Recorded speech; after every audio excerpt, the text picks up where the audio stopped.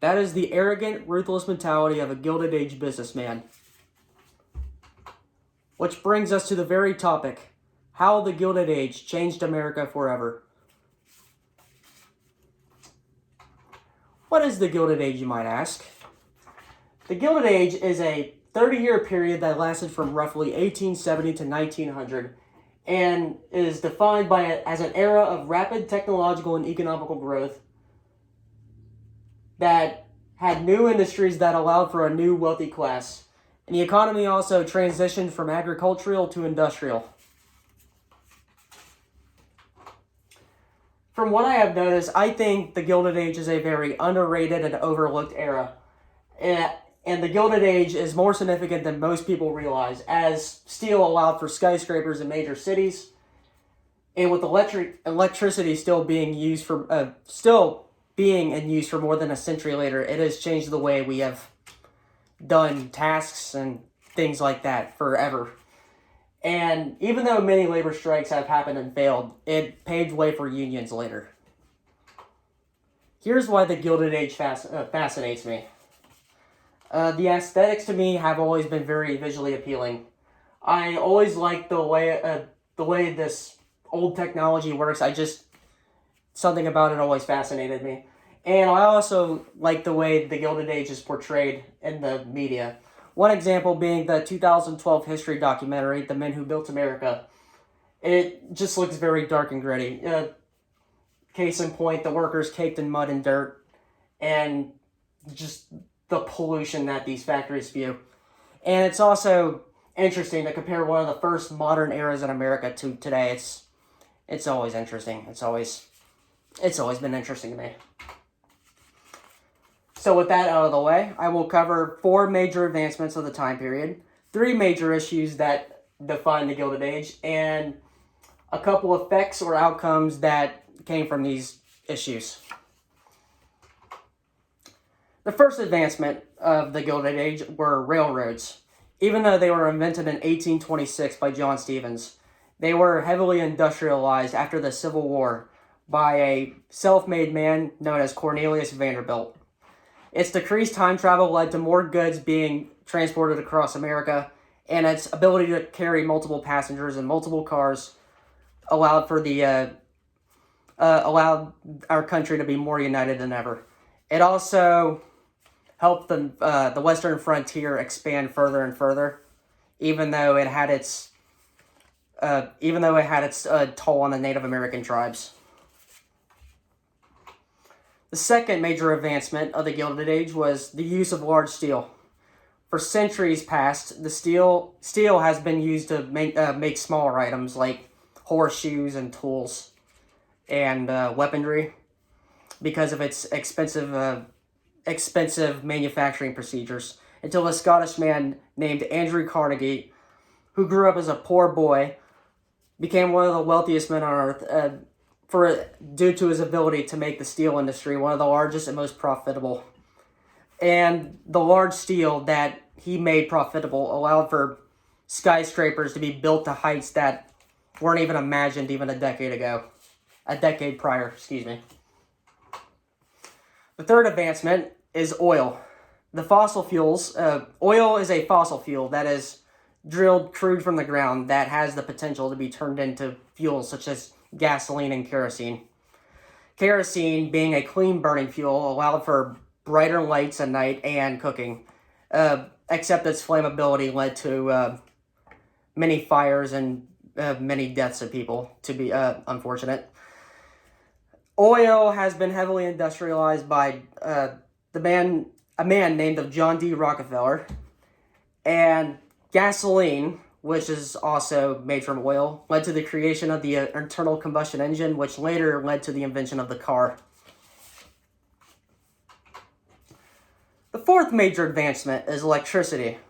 For thousands of years, our only major source of light was fire, and machines were powered by man-woman power. That's politically correct.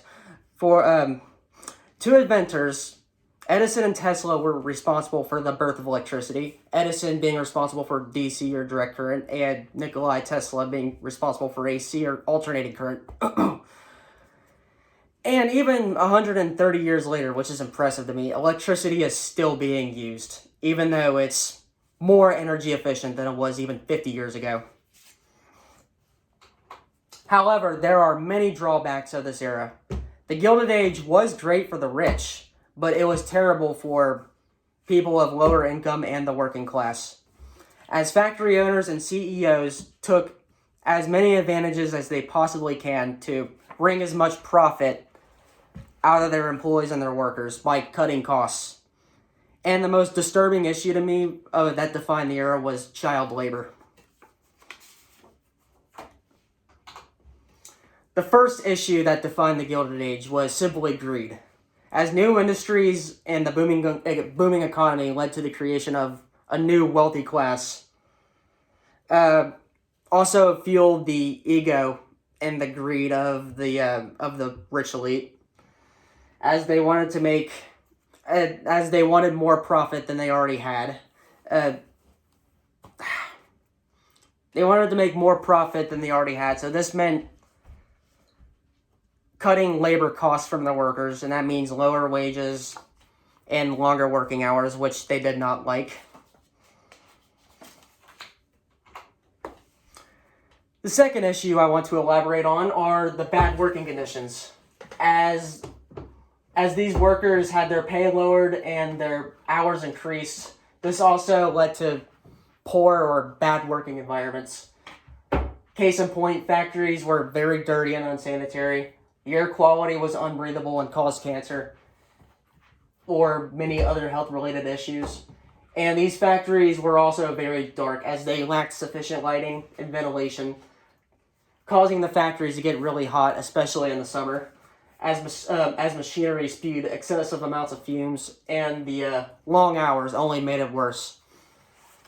And this machinery was also very massive and heavy and loud, and they were also very heavily polluting with no regards to safety.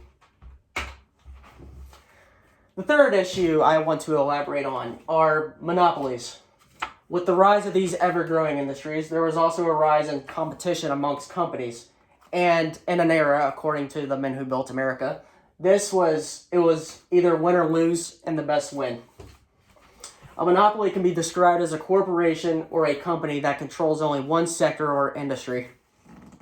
Two prime examples of monopolies were Vanderbilt and Rockefeller, as they made decisions to shut down or destroy their competition by setting up railroad blockades and committing robberies. And they've also done other acts of violence or intimidation to weaken their competition, which is unethical by today's standards, but this was common practice at the time. So what happened from these issues? Well, these issues have sparked major outrage in the majority of the American public. Not only for the working class, but the American public in general. And many felt that things needed to change for the better. And here are two things that have changed from this. For the last 30 years, governments have always been in favor of these large corporations and have also sided against unions until the 1902 anthracite coal strike, when President Teddy Roosevelt threatened the owners of these coal mines that if they didn't cooperate with their workers for better working conditions, that the federal government would come in and take control of these coal mines. And of course, they complied. The second major change was the ban of child labor. Child labor has been pretty common practice for centuries at this point, until many have felt that children could not go to school because of their long working hours and their poor pay. So this led to the 1938 Child Labor Act that prohibited anybody under the age of 16 to work, and it overall benefited the safety and well-being of children. So, what I have covered so far were 4 technological advancements of the Gilded Age, 3 major issues that define the era, and 2 outcomes that resulted from these issues. From an old saying, the rich get richer and the poor get poorer. Why should the poor get poorer when they're willing to work for those who are